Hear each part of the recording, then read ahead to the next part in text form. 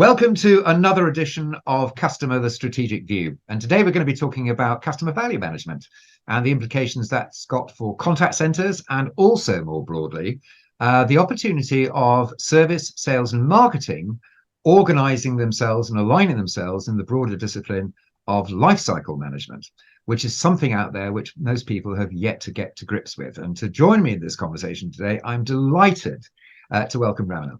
I've had some great conversations with him so far, and I think we'll just start off. Ramana, tell us a little bit about who you are and what you get up to. Yeah, sure. Thanks a lot, Martin. Hi, everyone, and this is Ramana Abhishek, and I come from a background of contact centers. Immediately after, fresh coming out of the college, it's been a great ride. Been doing analytics and business intelligence within a huge contact center firm. That's been, I've been wearing multiple hats across all these different years. Been doing a little bit of pre-sales, solutioning, and then I found my way into product marketing. Now I work for a company called Sprinkler, and I lead the product marketing efforts for a product called Sprinkler Service, which is our customer service platform. And That's about it. Have been in contact centers and been really passionate about the customer experience and how contact centers can deliver value to the entire larger enterprises. So And I that's have what. to say, I think we immediately sparked, didn't we, when we first had a Yeah. discussion? I was actually Oh, writing some yes. blog posts for you more generally, but interestingly, we got to think about the strategic possibilities, Yes. of these single platforms and ecosystems that are getting built out, and how that might apply within the broader discipline. Because there's an interesting statistic I think Yep. we quoted, which is if you go and ask CX leaders, and I've got this piece of research that my customer in the UK did. Mhm. I think they've asked this 3 or 4 times in the last 3 or 4 years. What is the number one issue that they've got? And the answer is a silo. The answer is the silos, whatever those things are, get in the way of us delivering this seamless experience.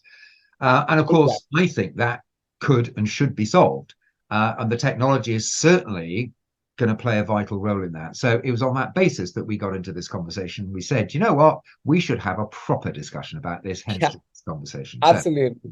So Absolutely. you went away, did some prep, and you've got some thoughts going. So let's get straight into it. So Sure. if we're going to use the language of customer value management, let's Mhm. just start trying to unpack that and define it and explain what we mean about that. And let's just start there with a basic definition. Yeah. So uh, the way we basically look at customer value management is not too different from what a customer lifetime value is for organizations. It's about how profitable your customer is to your company over a period of time, right? That's essentially the definition of it. From a formula or a math standpoint, it's nothing but your revenue that you gain out of a customer multiplied by the time Yeah. that your customer is with you, minus the cost Yeah. that you kind of And that that you clearly evolves over time, doesn't it? So Yes, if you were to absolutely. break that down into a model of kind of stages of growth, um, where and how does a contact center impact those stages? That's a great question. So let's basically start and identify, start by identifying what these stages are. Okay, let's start from there, right? The way I think about the whole life cycle of a customer, it starts way beyond a customer, way before a customer is actually a customer for a brand, right? It's that stage called awareness where a customer is kind of checking out basically what brand to choose. Okay, he's still making that decision in his mind, and that's where the entire life cycle starts, even before he's a customer of that particular brand.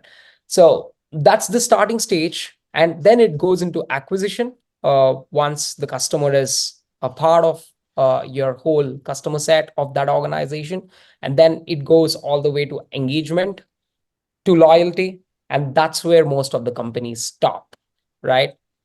There is with the entire digital transformation in the last 10 years and the boom of social media and etc., there's one more stage that I would add to this whole journey, and that is the influencer stage after a loyal customer. What happens to a loyal customer after he is a loyal customer? He becomes an influencer, he becomes a vocal champion of your brand. And that's where the organizations have to basically look at. And that's the future of what a customer life cycle is today. So these are all these different stages, right from awareness to until you're, being a vocal champion or an influencer for the brand. So Now, with respect to, sorry. I was just going to say that also maps against a sense of how a relationship builds, doesn't it? So from Absolutely. no relationship in particular to one Yeah. where you're increasingly uh, discovering compatibility and then Mhm. increasingly developing the bond of relationship, Absolutely. which can go through a whole number of sales cycles and engagement cycles to the Hmm. point where you ended up, which is presumably if I'm going to advocate for you, if I'm going to influence into my own space and my own social networks, it's because I feel that good about our relationship. I feel that positive about the thing. That's a demonstration of a very robust and strong relationship. And that's Correct. the ideal happy path, isn't it, of a customer relationship? And of course, that relationship can go the opposite direction and go up and down in Yeah. terms of the strength of that relationship. And indeed, if we don't do a good job, it can end up with me disappearing because I feel ignored or disappointed or whatever those things are. But to your point, there is definitely a progression of experience around the relationship that the organization needs to be attentive to, needs to understand, and needs to encourage, and will involve, very roughly speaking, the traditional functional areas of marketing, sales, service. You might have a bit of success management in there. You might have subsets like loyalty teams and all the rest of it. And somehow we're trying to bring that stuff together to have that relationship evolve and strengthen in the way you've just talked about. Absolutely. Absolutely. That's absolutely the right way to put it, right, Martin. And I really love the nuance you kind of, put together here is that it's not just one team, but the brand as a whole for the customer. And that's the most important thing, right? Yeah, absolutely. So back to my question, which is from a contact center perspective, are we just involved when it becomes a matter of helping the customer once they've bought? Or are you suggesting, which I suspect you are, that actually we've got many more reasons to be involved at many more of those points in that relationship journey? Yes, absolutely. And that's where the future of contact centers or customer service as a function is going, in my opinion, Martin. Uh, it's even at the awareness stage, the buyers and especially the Gen Z millennials customers are very aware these days. Okay, they know they go to Google's, they go to all the social channels and check out a review about a product and review about a brand before they even go and purchase. And that's where their journey starts. Basically, trying to identify what is the best brand or the best product out there for them in the market, and then contact centers have a very large role to play about in terms of how the experience of that particular customer of of their existing customers is with their brand, and that shows up right before a customer is a customer of the brand, right? Um, So so can I just that's make that point there? Because I guess part of your pedigree as an organization and evolution is social listening. absolutely And it is. therefore, you've had the ability to see things at scale Yes, in an absolutely. extraordinary way. I mean, incidentally, by the way, I saw a very interesting presentation quite recently about using that to see, for example, the changing topics Yeah. in the broader discussion around of sustainability Hmm. and what topics are now coming up around of that.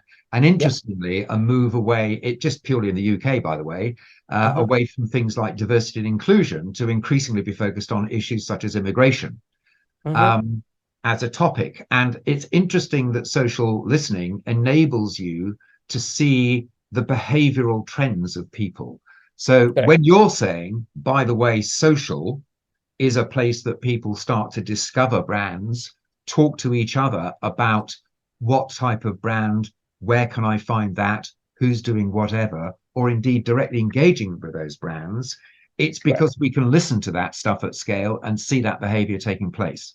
Yes, that's absolutely the right way to put it, right? It's about uh, not just your customers are talking, but are you listening? That's the point, right? Yeah, Yeah. yes, And yes. that's where it starts. And then that's your awareness phase. You start with like in that stage, you basically, ensure that your brand is put out in the right manner. There is the right messaging of your products. There are no negative reviews about your brand from any of the customers. You try and ensure it to the best of your ability as a brand, and customer service plays the best role, the most important role, because they are the first function that a customer interacts from a brand standpoint. So Yes. that's the awareness phase. Now, once you basically come into a place which is a acquisition, customer is very new to the brand, he's experiencing the brand and all of that stuff, right? And that's where it is more about investing into uh, your digital customer service. Okay. Mhm. There are a couple of reasons that I want to bring this topic up, right? One is how strong your self-serve channels are. And I really loved the quote that you mentioned, Martin. Uh, Customers want to, completely go and self-serve almost 90% of customers, but they are only 10 to 13% of customers are able to fulfill their journey. So this needs to be very strong, because during the phase of acquisition, they want information. They want the right information at the right time. They don't want to be, uh, go and keep searching on and hassling for information. That is something that no customers would want right now. That's not a great experience. At the same point in time, I have an interesting nuance as well here. You don't want your customer service function to be only being a reactive function and only take service issues. The beauty and the power of something like a self-serve and digital customer service channels is you bring this function to a stage where there is like a great digital customer service platform, or a mindset for a brand. You end up freeing up the bandwidth of your customer service agents. Okay, so that doesn't mean you let them go. You make them your sales engine. You make your customer service function and your sales and your agents the sales engine, and drive outbound campaigns. And this is where the power is, and this is where the power of digital customer service is gonna bear fruit, right, in the acquisition stage. So that's a very powerful, and that's where probably the brands or contact centers have to be really thinking about, or customer service as a function should be thinking about. From there, you go to a certain space, which is engagement, which is nothing but you're upselling and cross-selling. And we've spoken about this as well, right, Martin, in our previous conversations. It's about how many conversations come into the contact center, but are you able to analyze all these conversations to an extent where you're telling, out of these 100 calls, hey, these are my 5 customers who have the probability to churn today based on today's conversations, and these are your 5 customers where there is an upsell opportunity but we missed it. There's a cross sell opportunity that we missed. And this is where you improve the customer lifetime value, and contact centers can be the front and center of it. I really love what Gartner kind of try to put in probably a couple of years ago. Uh, it's the shift that a contact center should make from being a cost center for an enterprise to a value driving center. And this is how they can do it, right? So that's your engagement stage. Now I talk about the loyalty part of it, and this is where the rewards, the offers, and all this, stuff comes into play, and gamification and all of that. And most importantly, the experience part of it is the most important part. But apart from that, your contact center agents or your customer service agents uh, should be apprised of the latest developments that your marketing team is making, right? What are the latest offers that I have? What are the latest, new products that we've launched? And that is something that that is the unification part of it, right? That's where unifying front office functions is the most important mindset for the leadership today, to take all of this together and have it in like one place. And that's what makes your customers at the end of the day the vocal champions, and that's the shift that you want to take, right? From a loyalty or an engagement standpoint to something like a vocal champion. So essentially, that's how, in my opinion, contact centers or customer service as a function should be thinking about the whole customer value management. It's about increasing the customer value. It's about increasing the lifetime value, right? That's pretty cool. That's amazing. And listening to that, there's a whole number of things that I think need to be initially thought about as tactical challenges to that. And again, it depends on how we even begin to define what a contact center is. I have always preferred to have a very expansive view of what that sits. Against that view, some people just say it's a voice channel and everything else is other. So I think people will have different start points in that journey towards what you've just discussed as an opportunity. If you start, for example, right the way at the beginnings where we were talking about initial awareness, we were discussing using customer service teams to engage at that very early stage of helping Yes. customers make Yes. their decisions, fulfill their interest and their questions, because we have extremely informed buyers with high expectations for responsiveness.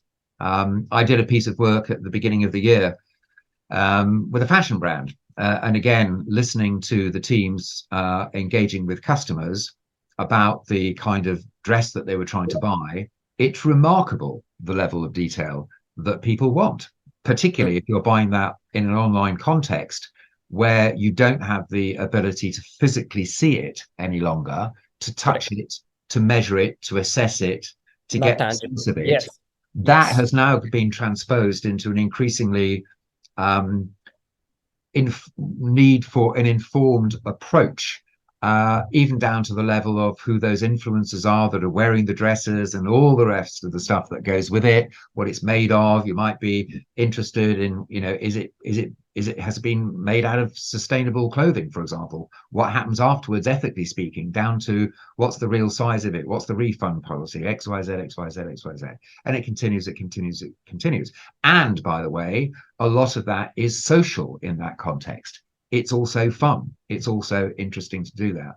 Now, again, if I go back to sort of 2013, when I first started doing social customer service, what was dead interesting there is who owns that relationship. Is that a contact center or is it a marketing? And at the end of Yes. the day, when you So, boil it all down, it's a shared endeavor because there's mutual interest across the divide. And in fact, that whole discussion is a very fruitful discussion because it's one of the very early points where you decide, is there an opportunity to collaborate across those disciplines because we have mutual interest from different perspectives? And the outstanding answer to me is yes, absolutely so. So I would just say, number one, contact centers need to think about if there is a strong social presence in their customers and prospects as a result of what we sell. Should we be engaged in that? The answer, I think, has to be yes, because there are expectations from brands that do that, and therefore all customers have that expectation.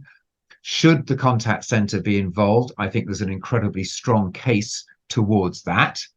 What does that imply? It implies distinct skills for that particular form of communication and yes. also associated technology, because given the sheer volume of social engagement, it is worse than trying to find a pin in a haystack to discover those conversations. So your Correct. ability to have integrated whatever form of social listening you might have into a customer service workflow and to be able to pinpoint those and accurately imitate, if you want, what customer services do, which is to recognize demand, organize it into queues and responsiveness, with the associated knowledge often required to answer those questions, which are particular to that stage in the life cycle.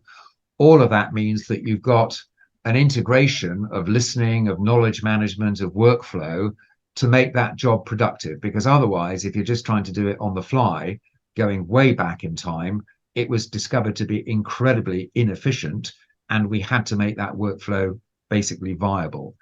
If it is, then the other side that comes from that, of course, is that we're also developing intelligence about customer demand.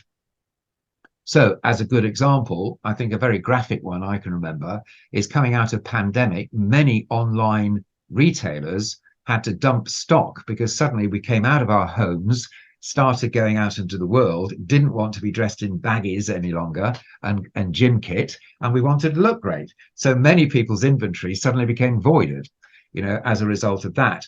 Getting early signs of that by engaging with customers can be a transformatory impact if you can get that knowledge out quick enough to the rest of the business in terms of decisions such as that. Yeah, so that's a great point, Martin, and absolutely right. And I really like the example that you shared, where it's about understanding customers' intents and where the customers are going ahead to drive proactive customer engagement and proactive service, right? That's where it's the mindset of not not being reactive. It's about understanding what customers are going through and what is the next, probably shift, or what are the paradigm shift. Sorry, what is the shift that the customers are going to take with respect to a shift in the behavior, or a shift in the way they kind of engage, and the way they kind of respond to a particular product launch or an offering. And then proactively being very proactive about it is going to be the key to that, especially on the awareness stage, right? Especially with all the channel boom that's happening. So So absolutely, in other words, trying to anticipate the next conversation, being where that customer is in that conversation, and 100%. shortening the loop between them having an issue and needing to talk to you and you being ready to do that. Yeah. So I think that's an interesting area of being involved early on in the cycle.